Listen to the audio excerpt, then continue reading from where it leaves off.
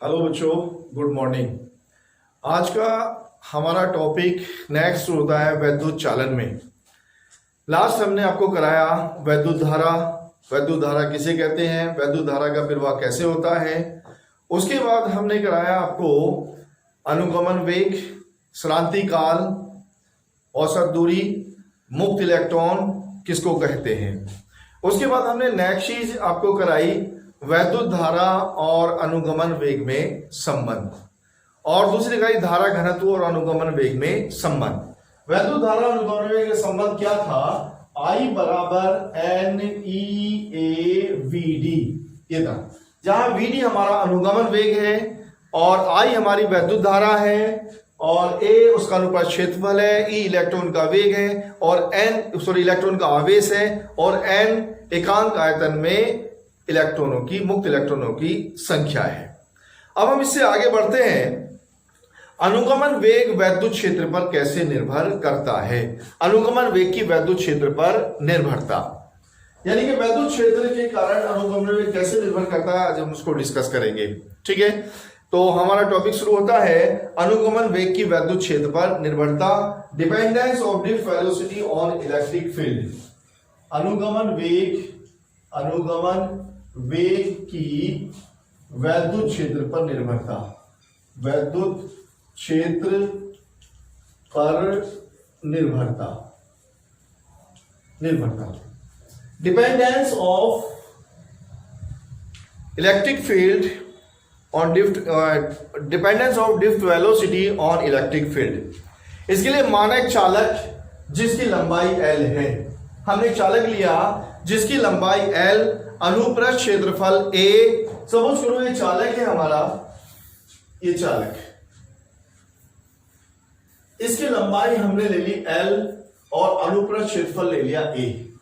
ये L लंबाई का चालक है जिसका अनुप्रस्थ क्षेत्रफल A है। ठीक है, चालक के सिरों पर विभवांतर V लगाया हमने, चालक के सिरों पर विभवांतर V लगा दिया हमने। तो बैटरी से जोड़ेंगे तो हमने यहां पर विभवांतर स्थापित कर दिया चालक के सिरों पर V। तो आप जानते हैं जब विभवांतर स्थापित करते हैं तो चालक के अंदर मुक्त इलेक्ट्रॉन अनुगमन वेग से चलने लगते हैं। अभी अनुगमन वेग से चलेंगे तो अपने धनायनों से भी टकराते हैं और धनायनों से टकराने के बाद में जब ये विभवांतर लगाएंगे तो ये चलने लगते हैं और एक नियत वेग प्राप्त कर लेते हैं जिसे अनुगमन वेग VD हम कहते हैं। ठीक है, तो जब ये अनुगमन चलने लगते हैं तो इनका श्रांति काल सपोज करो T है। श्रांति काल कितना है, T है। तो आप जानते हैं गति के समीकरण से, गति का प्रथम समीकरण, गति का समीकरण V बराबर ये होता है U प्लस AT। ये गति का प्रथम समीकरण V बराबर U प्लस AT, जहां पर U प्रारंभिक वेग, V अंतिम वेग और A त्वरण और T समय है। अब आप जानते हैं प्रारंभ में जब हमने विभवांतर स्थापित नहीं किया तो इनका औसत ऊष्मीय वेग इलेक्ट्रॉनों का मुक्त 0 होता है। तो चूंकि आप जानते हैं U बराबर, जब U प्रारंभ में U बराबर 0 हो गया तो ये अनुगमन वेग, अंतिम वेग V बराबर हो जाता है VD और समय T बराबर हो जाता है τ। ठीक है, ये मान हम इसमें रख देंगे तो हमारा हो जाएगा VD बराबर A0 प्लस A इंटू τ। तो VD बराबर हो जाएगा A इंटू τ। समीकरण नंबर 1 आ गया। ठीक है, अब जब इसमें हमने वैद्युत क्षेत्र स्थापित किया था तो वैद्युत क्षेत्र के कारण ही तो इलेक्ट्रॉनों पर बल लगा था और उस इलेक्ट्रॉन बल के कारण ये अनुगमन वेग से चलने लगते थे। तो इसलिए वैद्युत क्षेत्र के कारण इलेक्ट्रॉन का आवेश ही होता है। तो वैद्युत क्षेत्र के कारण इलेक्ट्रॉन पर बल F बराबर, इलेक्ट्रॉन पर बल, मुक्त इलेक्ट्रॉन पर बल, इलेक्ट्रॉन पर बल F बराबर ये होगा हमारा E इंटू E। समीकरण नंबर 2, बल कितना हो जाएगा, E इंटू E हो जाएगा। ठीक है, अब आप जानते हैं यदि इलेक्ट्रॉन का द्रव्यमान M है, इलेक्ट्रॉन का द्रव्यमान M, इलेक्ट्रॉन का द्रव्यमान M हो, M, ठीक है, तथा त्वरण इसका A, त्वरण A हो, तब इलेक्ट्रॉन पर बल बल कितना होता है, बल F बराबर ही हो जाता हमारा m इंटू ए। तो यहां से त्वरण A बराबर हो जाएगा A बराबर F अपॉन m। समीकरण नंबर 3 हो गया। ठीक है, अब समीकरण नंबर 3 में यहां पर F का मान समीकरण नंबर 2 से हम रख देंगे। समीकरण नंबर 2 से किसका मान रखेंगे, यहां पर समीकरण नंबर 2 से F का मान रखने पर, मान रखने पर तो अब हमारी समीकरण नंबर 3 हो जाएगी। समीकरण नंबर 3 बन जाएगी A बराबर F की जगह E इंटू रख देंगे तो ये जाएगा E into E upon m। ये समीकरण नंबर 4 आ गई। ठीक है, अब यहां से क्या करेंगे, हमें ये BD बराबर A इंटू टो है। ठीक है, वैद्युत क्षेत्र में संबंध निकालना है हमें, वैद्युत निर्भरता, तो वैद्युत क्षेत्र वाला E आ गया, तो A का मान यहां से उठा के हम समीकरण नंबर 1 में रख देंगे। तो समीकरण 4 से A का मान समीकरण 1 में रखने पर, ठीक है, ये मान उठा के इसमें रख देंगे। तो अभी हमारा VD बराबर हो जाएगा, VD बराबर यहां एक ही जगह रख देंगे E into E upon m। ठीक है, तो जाएगा E into E upon m into tau. तो जाएगा VD बराबर E into E upon m into tau. E क्या है यहां पर, E ये इलेक्ट्रॉन का आवेश है, E हमारा ये इलेक्ट्रॉन का आवेश, समीकरण नंबर 5। तो अब यहां पर आप देख रहे हैं ये हमारा VD बराबर हो गया E into two upon m हो गया। अब यहां अनुगमन वेग वैद्युत क्षेत्र के अनुक्रमानुपाती होता है, तो यहां अनुगमन वेग VD प्रोपोर्शनल टू E, यानी कि अनुगमन वेग वैद्युत क्षेत्र E के अनुक्रमानुपाती होता है। और जितना अधिक वैद्युत क्षेत्र होगा अनुगमन वेग उतना ही ज्यादा होगा, और वैद्युत क्षेत्र कम होने पर अनुगमन वेग कम होगा। तो ये था वैद्युत क्षेत्र निर्भरता। अब चूंकि आप जानते हैं, चूंकि आप जानते हैं E बराबर V अपॉन L होता है, E बराबर V अपॉन L। तो अगर हम यहां पर मान रख दें E की जगह, तो ये जाएगा VD बराबर E into tau upon m into V upon L। ठीक है, अब यहां पर दो चीजें नजर आ रही हैं आपको, VD प्रोपोर्शनल टू V और VD proportional to 1 upon L और VD प्रोपोर्शनल टू टो, यानी कि VD proportional to tau number 1, VD proportional to V और VD proportional to 1 upon L। तो यहां तीन चीजों पर कौन निर्भर कर रहा है, ये तो हमारा काम पूरा हो गया, वैद्युत निर्भरता यहां तक आ गया कि अनुगमन वेग वैद्युत क्षेत्र E पर निर्भर करता है। नेक्स्ट चीज हम ये बता रहे हैं कि चूंकि E बराबर V अपॉन L, तो यहां से E बराबर V अपॉन L रखने पर तो यहां पर तीन बातें और निकल के आ रही है कि VD जो है टो के प्रोपोर्शनल है, प्रोपोर्शनल टू टो, और यानी कि श्रांति काल के अनुक्रमानुपाती होता है, और VD प्रोपोर्शनल टू V यानी कि लगा के विभवांतर V के अनुक्रमानुपाती होता है, वैद्युत क्षेत्र के भी अनुक्रमानुपाती है और विभवांतर V के भी अनुक्रमानुपाती होता है। और तीसरी बात VD proportional to 1 upon L यानी कि लंबाई के व्युत्क्रमानुपाती होता है। तो ये था हमारा अनुगमन वेग और वैद्युत क्षेत्र की निर्भरता।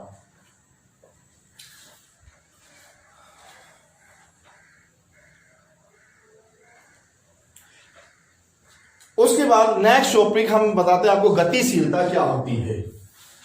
गतिशीलता, मोबिलिटी।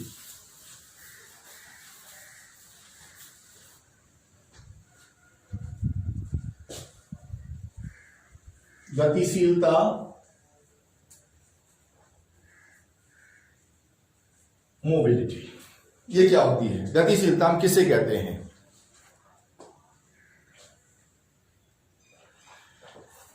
तो गतिशीलता क्या होती है? एकांक वैद्युत क्षेत्र में अनुगमन वेग, एकांक वैद्युत क्षेत्र में अनुगमन वेग जो होता है उसे हम गतिशीलता कहते हैं और उसे म्यू से प्रदर्शित करते हैं।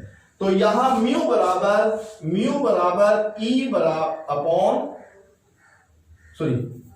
VD अपॉन E, म्यू बराबर VD अपॉन E। यहां से दूसरी डेफिनेशन भी दे सकते हैं कि अनुगमन वेग और वैद्युत क्षेत्र, किसी चालक में अनुगमन वेग मुक्त इलेक्ट्रॉनों का और वैद्युत क्षेत्र के अनुपात को हम गतिशीलता कहते हैं। दूसरी डेफिनेशन ये है कि अनुगमन एकांक वैद्युत क्षेत्र में इकामान वन रख देंगे तो म्यू बराबर वी डी, एकांक वैद्युत क्षेत्र में जो अनुगमन वेग होता है उसी को हम मोबिलिटी या गतिशीलता कहते हैं और इसे म्यू से प्रदर्शित करते हैं, म्यू बराबर वी डी अपॉन ई। अब यहां पर अगर हम ये वाला समीकरण से मान रख दें वी डी का, ये समीकरण हमारा वी डी का मान रख दें तो हमारा म्यू बराबर हो जाता है, म्यू बराबर यहां से वी डी का मान रखो ई इंटू टो बटे एम अपॉन ई। यहां ई से ई भाग हो गया तो म्यू बराबर हो जाएगा E into tau upon M. Mu बराबर E into tau upon M, अर्थात म्यू प्रोपोर्शनल टू टो, यानी कि श्रांति काल के अनुक्रमानुपाती होती है। मोबिलिटी जो है गतिशीलता श्रांति काल के अनुक्रमानुपाती होती है। अब हम ये देखें गतिशीलता क्या ताप पर निर्भर करती है कि नहीं निर्भर करती। तो अब देखिए जब हम ताप बढ़ाएंगे तो ताप बढ़ाने पर ऊष्मीय विक्षोभ बढ़ जाता है, यानी कि उनका वेग बढ़ जाएगा और वेग बढ़ने पर इसका श्रांति काल जो होगा वो घट जाएगा। अब जो श्रांति काल घटेगा यानी कि टो का मान जो घट जाएगा तो इसलिए मोबिलिटी जो है ये विद्युतशीलता जो गतिशीलता है ये इसकी घट जाती है। ताप बढ़ाने पर गतिशीलता घट जाती है, ठीक है। और गतिशीलता का मान सदैव धनात्मक होता है, गतिशीलता का मान सदैव धनात्मक होता है, ठीक है। अब आगे हम बात करते हैं ओम के नियम की। ओम का नियम क्या है? ओम ने वैद्युत चालकों के लिए नियम दिया। वेरी सिंपल नियम है, पढ़ते आ रहे हैं, आपने 9th में पढ़ा होगा, फिर हाई स्कूल में पढ़ा होगा। ओम का नियम क्या है? विद्युत में सबसे पहले ओम का नियम पढ़ाया जाता है जब विद्युत की बात करते हैं। तो ओम का नियम क्या है? अगर हम किसी चालक की भौतिक अवस्थाओं में कोई परिवर्तन ना करें, भौतिक अवस्थाएं क्या? जैसे उसका ताप ना बदले, उसकी लंबाई ना बदले, उसका क्षेत्रफल ना बदले, ठीक है, ताप लंबाई अनुपात क्षेत्रफल ना बदले, तो ये सारी चीजें ना बदले यानी कि स्थिर रहे, किसी चालक की भौतिक अवस्थाओं में कोई परिवर्तन ना हो, तो उसके सिरों पर विभवांतर लगाने, जब विभवांतर लगाएंगे तो इसमें धारा प्रवाहित होगी, ठीक है। तो इसमें सिरों पर लगाया गया विभवांतर V, उसमें प्रवाहित धारा I के अनुक्रमानुपाती होता है। समझे डेफिनेशन कि V प्रोपोर्शनल टू I। और जब प्रोपोर्शनलिटी खत्म करते हैं तो एक नियतांक आता है और वो नियतांक को लिखते हैं V बराबर IR। ये R एक नियतांक होता है जिसे हम चालक का प्रतिरोध कहते हैं। ये R क्या कहलाता है? चालक का प्रतिरोध कहलाता है। और यहां से R बराबर क्या हो जाता है? V अपॉन I, ठीक है, यानी कि वोल्ट प्रति एम्पियर, मात्रक हो जाता है इसका वोल्ट प्रति एम्पियर, और यह इसे हम ओम कहते हैं। ओम सिंबल ये होता है इसके लिए, ओम के लिए सिंबल इस्तेमाल करते हैं और इसे ओम कहते हैं। अब अगर हम V और I के बीच ग्राफ लें, V और I के बीच ग्राफ खींचे तो यदि हम I का मान बढ़ाएंगे तो V का मान ही बढ़ेगा। तो V और I के बीच खींचा गया ग्राफ, ये हमारा इस एक्स पर हमने I ले लिया अक्ष पर और इस अक्ष पर हमने V ले लिया, ये हमारा मूल बिंदु हो गया। अब जैसे जैसे हम ये बढ़ता है, I के बढ़ाने पर V बढ़ेगा, V के बढ़ाने पर I बढ़ता है, तो इसका ग्राफ जो है ये हमारा एक सरल रेखा प्राप्त होता है। तो ओम के नियम में V तथा I के बीच खींचा गया ग्राफ एक सरल रेखा प्राप्त होता है, ठीक है। अब आगे हम बात करते हैं अनुगमन वेग के आधार पर ओम के नियम का सत्यापन कैसे करें। अनुगमन वेग के आधार पर ओम के नियम का सत्यापन वेरी सिंपल है, ये टॉपिक वेरी इंपॉर्टेंट है। अनुगमन वेग के आधार पर ओम के नियम का सत्यापन। फिर वही बात करते हैं, माना एक चालक जिसकी लंबाई L है, अनुप्रस्थ क्षेत्रफल A है। एक चालक जिसकी लंबाई L, अनुप्रस्थ क्षेत्रफल A, इसके सिरों पर हमने विभवांतर V लगाया। जब विभवांतर लगाएंगे तो इसके अंदर वैद्युत क्षेत्र उत्पन्न होता है और उस वैद्युत क्षेत्र के कारण इलेक्ट्रॉन अनुगमन वेग VD से वैद्युत क्षेत्र की विपरीत दिशा में चलने लगते हैं, ठीक है। तो अनुगमन वेग VD बराबर हमारा क्या आ जाता है? अनुगमन वेग VD बराबर यहां से आता है E, या भी हमने पीछे सोल्व किया कि VD बराबर E into E upon M into tau. तो VD बराबर हमारा आ जाता है E into tau upon M, समीकरण नंबर 1 आ गया। ठीक है, अब आप जानते हैं चूंकि E बराबर होता है V अपॉन L, चूंकि E बराबर V अपॉन L, E बराबर V अपॉन L, इस समीकरण में रख दो तो हमारा VD बराबर आ गया E into V into tau upon M into L। ठीक है, यहां से हम V का मान निकाल लें तो V बराबर हो जाएगा हमारे पास M into L into VD upon E into tau, समीकरण नंबर 2, समीकरण नंबर 2 आ गई। ठीक है, अब आप जानते हैं कि वैद्युत धारा से प्रवाहित होगी, तो वैद्युत धारा I बराबर, प्रवाहित धारा I बराबर ये होती है NEAVD, समीकरण नंबर 3 आ गया। ठीक है, अब हमारे पास V भी आ गया और I भी आ गया, तो आप जानते हैं V अपॉन I का मान हमें निकालना, क्योंकि ओम के नियम में हमें दिखाना है V अपॉन I।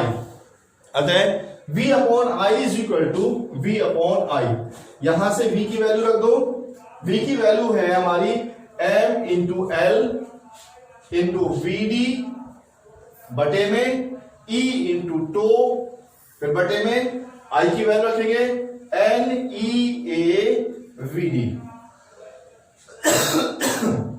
ठीक है, अब यहां से आप देख रहे हैं VD से VD भाग हो जाएगा।